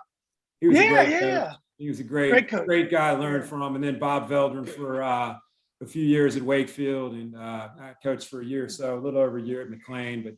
And I finished out at Westfield. We were really good, and I loved coaching with Doug. It was a great time. But about 11 years ago, I got out and, wanted to kind of go in a different direction. And, I love basketball. I still watch it all the time, but it's different nowadays than it was when we were playing. And it's just a different type of style game now. So, we try to find pictures of all the Division I players, all the college players for the Facebook site. And so I knew Jamie had gone to Radford. I didn't remember if it was baseball or basketball, because he was a great catcher as well. But the trail ended at Radford after 1 year. I couldn't find anything, and I even emailed. I messaged Jamie. I said, Jamie, I need a picture of your Radford clothes. Well, Jamie's a modest guy. He didn't tell me what happened. So one day we were doing. I think it was Jackie Funk that found Jamie on the internet. Jamie blew it up at Mary Washington. You must have averaged like 30 a game. You were first team all league in baseball and basketball, which in college is amazing to be able to be first team all league in 2 sports. So why don't you tell us about your college career? Yeah, thanks, Julian. My basketball career, kind of Shane talked about it. It's not what I wanted it to be. Certainly, I got a scholarship to go to Radford, only school that recruited me. I signed at the beginning of my senior year as well. Bart, you mentioned it. I didn't want to have the pressure, and I was uncertain all the way through. My dad did not think anybody was going to offer me a scholarship. I had gone to 5-star, the good group before my senior year, and I won Mr. Hustle. That's what I won there. Nothing about talent or playing ability.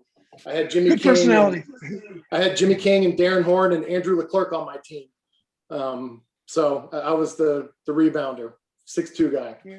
So, and my basketball prospects for the next level really were hurt by a couple things. I was a big man growing up. Bart knows I was the post player on the AAU team up till we were 15. Bart was 6'9". Grant grew up to be from 6'2" when we were 13 to 6'8", and I stayed at 6'2", and I still was a post player. I was always a post player. That was my best ability, which works out in high school because I could handle guys up to 6'8". I could score on them pretty much, unless it was a really super athletic big guy. I could score on just about anybody because I knew how to move. But when you get to the next level and everybody's that big, you got to learn how to play guard. And I sacrificed for our high school team because I was the biggest guy always. And so I never really moved out to play point guard or even shooting guard. My sophomore year, we started the transition. And after a couple of games, the other players, I don't think were real comfortable with it because I had the ball too much. And so I went back into the post and just never came back out. So went to Radford, didn't play. They had 4 seniors, all guards, and they had the number 1 3-point shooter in college up to that point, which was Doug Day, playing ahead of me. He was 2 years ahead, so he would have had 2 more years. I didn't play at all my freshman year. And maybe I wish I had talked to Bart and Quinn and gotten some perspective about not going and playing. I played 4 years in high school, right? My father was the coach. He believed in me. And so I was able to play for 4 years and have a lot of success. You get to college, it's a different game. And I just didn't have the patience. And you have ego, you're immature. And I also had this other little thing on the side in baseball, which was always a sort of an unresolved issue because I played basketball 12 months out of the year. I played baseball 2 months out of the year. And I always wondered, for a basketball player, I knew my ceiling was done at 22. For baseball, I thought I could go play professionally because at 6'2", you can play baseball professionally. You can't necessarily do it in basketball, not when you're not super athletic. And I had a friend that was playing at George Mason that was my age. And so I was like, look, there's an opportunity to go to George Mason. I talked to my father. Obviously, he wasn't happy about me giving up a scholarship to go try to play baseball, but it was living at home, so it wasn't going to cost a ton.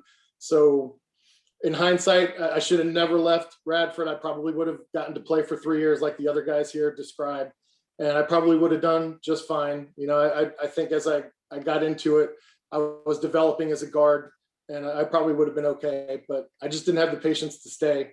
And so I transferred to play baseball, and I found out very quickly that I wasn't a good enough baseball player either. So I was basically done with my college career by October of my sophomore year. And I coached at West Springfield. I coached girls freshmen just to have something to do.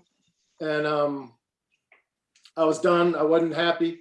And my father finally said, you know what, I'll find you a Division III school. You can go play Division III. So he couldn't find me anybody in Division I that would want me. He called Radford. They wouldn't take me back, which I understand. Nobody wanted me. So he called Tom Davies at Mary Washington, who he knew and had recruited my brother. And he was happy to get me down there. So I went to Mary Washington, and I had some success. We did not have good teams. I think we played Christopher Newport in my first game. They had a couple of Division I transfers, and I put 39 on them in the first game. And it was pretty much all downhill from there for 2 years. We had a great game at Shenandoah with Shane. And like I said, I literally hit a buzzer beater that I threw over my head, blindfolded in a game to beat them. And just, his mother yelled at me at the mall over Christmas break. I think she was working at one of the stores there. And she's like, you broke their heart. I'm like, I really didn't even know what I was doing. So, but they had a great team. Phil Dixon, I think Al White, right, Shane?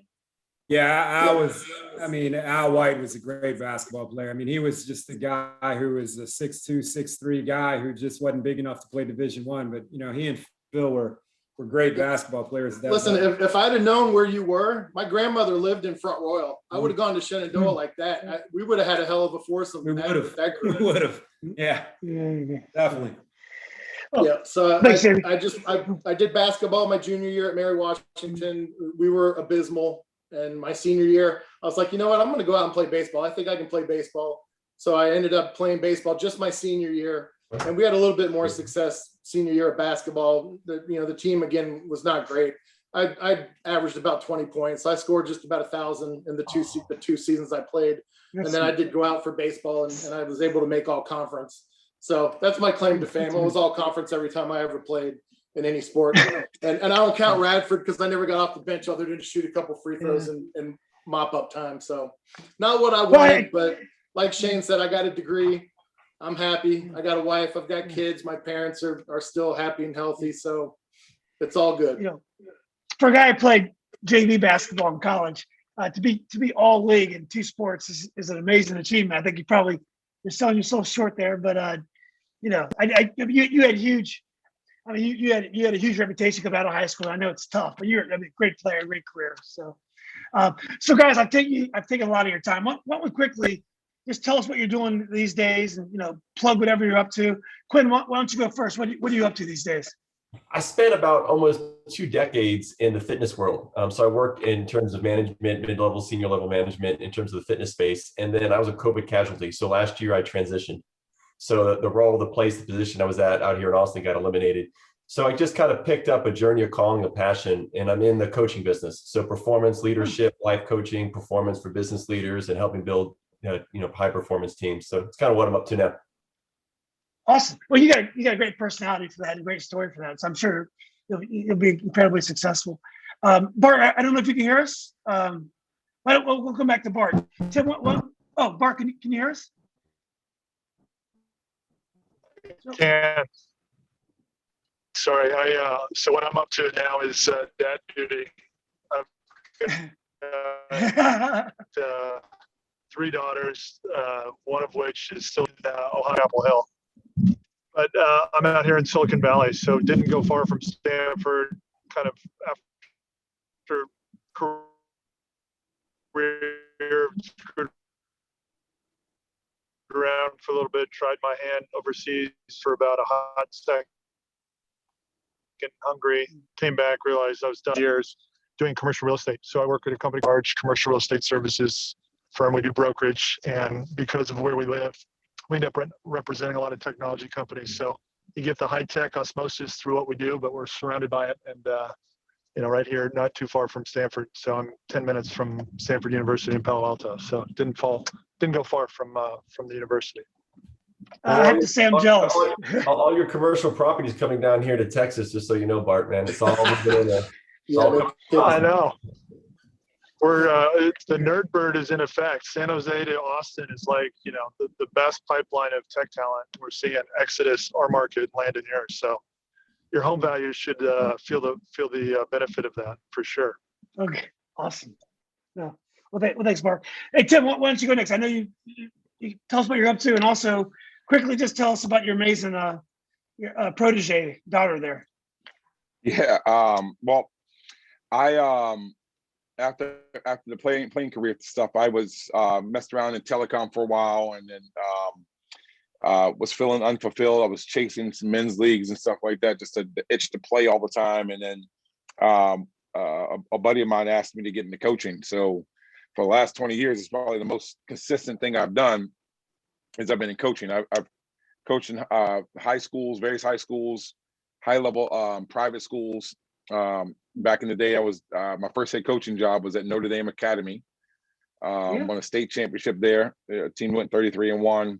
And I ended up getting a job opportunity, a coaching opportunity in college. So I coached 6 years at Longwood, who actually plays in the Big South with Bradford now and things of that nature. And then after 6 years, if you stay anywhere too long in that business, it's either a good thing or a bad thing. And at that level, we just didn't win enough. We had a great group coming in, and they ended up firing my boss with a year left on his contract and asked me to stay on board because I recruited 80% of them. And my wife and my daughter were actually living up here while I was living down there.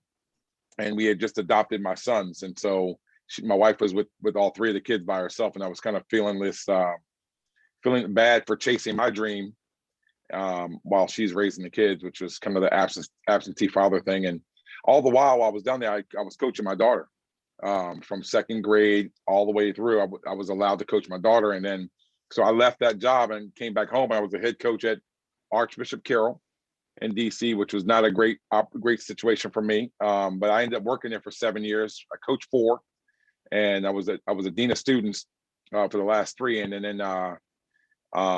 in July they laid me off because there's a rivalry, an old rival of my daughter's high school at St. John's, and they never could get over the fact that I didn't bring her to Carroll. And so they found it convenient to lay me off during COVID. And so I just took a break from the whole educational thing. I've been in it for almost 20 years, and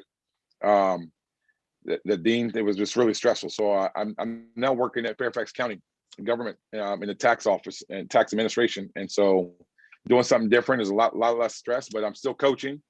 I'm an assistant coach at St. John's College High School where my daughter goes. And my wife and I, we run our own AAU program, GTS Fusion. If you've ever seen any publication with my daughter, that's our AAU program. And so over the years, we've put over 150 kids in college, helped them get in college. And,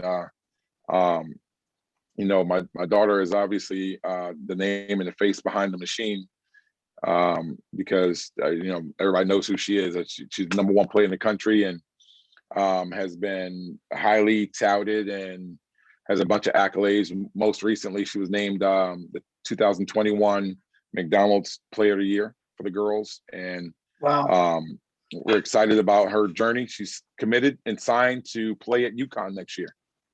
Wow. Hence the A little Huskies. program called UConn.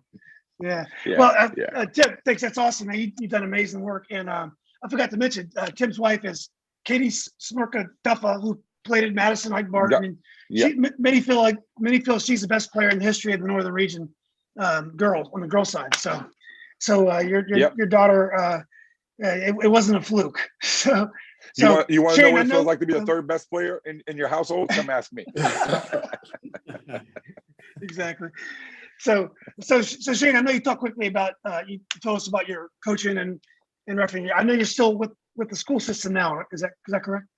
Yeah, I teach in Vienna Okay. at elementary school. So I've been teaching elementary school for about since 1999. I was at Stewart for a year, like I told you when I first started coaching, and then I moved to a middle school, and then I didn't want to be at a middle school, so I wanted to be at elementary school. So I was at elementary school in Falls Church, and I was coaching at the time still. So then I moved to a school that was a little closer to where I lived in Fairfax, and where I was coaching at Westfield High School at the time. So that's what I've been doing. And I have a son who will be 6 on Saturday. So might have to talk to Tim about how to get a GTS Fusion shirt. You know, really amazing. There you go. Amazing. So no, I mean, I'm just hanging out. I mean, I like I said, I stopped coaching basketball about 10 or 11 years ago. I mean, I had a great time, met a lot of good people, learned a lot. It's different playing and coaching, 2 different things.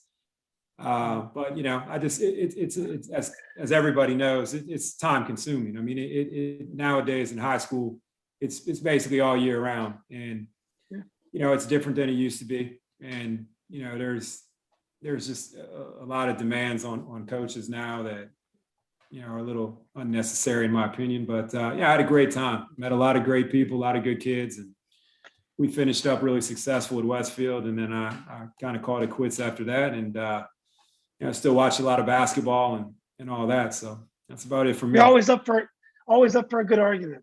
So so Jamie, I know you and Jason Coleman are in a similar industry. Is that correct? Yeah, Jason played in Lake Braddock.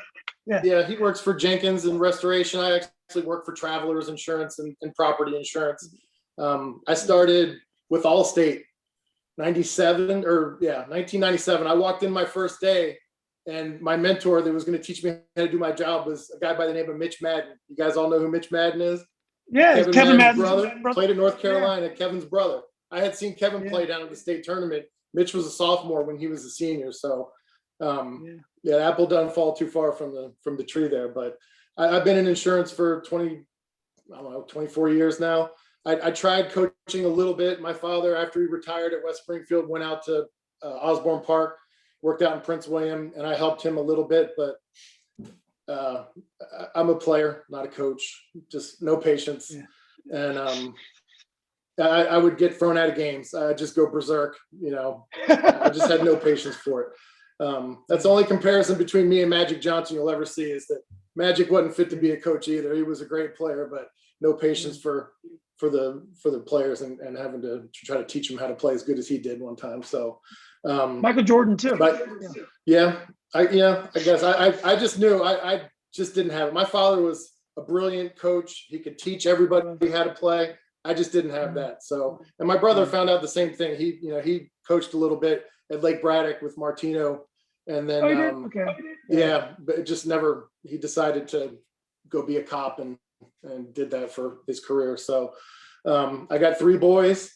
They all play baseball. The oldest one is 12, and he's getting into basketball now. I don't know if he'll ever be good. He's got a chance. They're tall. I mean, I was 6'2" when I was 12, and then I just stopped. I'm hoping that my wife can provide that extra 4 or 5 inches, because I think if I had been 6'5", it would have been a different story for me. But he's got my father's build, long legs and skinny. I was kind of fat bottomed and just didn't have the athleticism. So if any of them can develop some athleticism, either that skips a generation from my father, because he was a hell of an athlete, or maybe from my wife's side, then maybe one of them will have a chance. But they really enjoy baseball, and it's year round. I mean, even at this age, I pay thousands of dollars a year for them to train year round to play travel baseball. It's kind of sick, but you have us to. too. Yeah.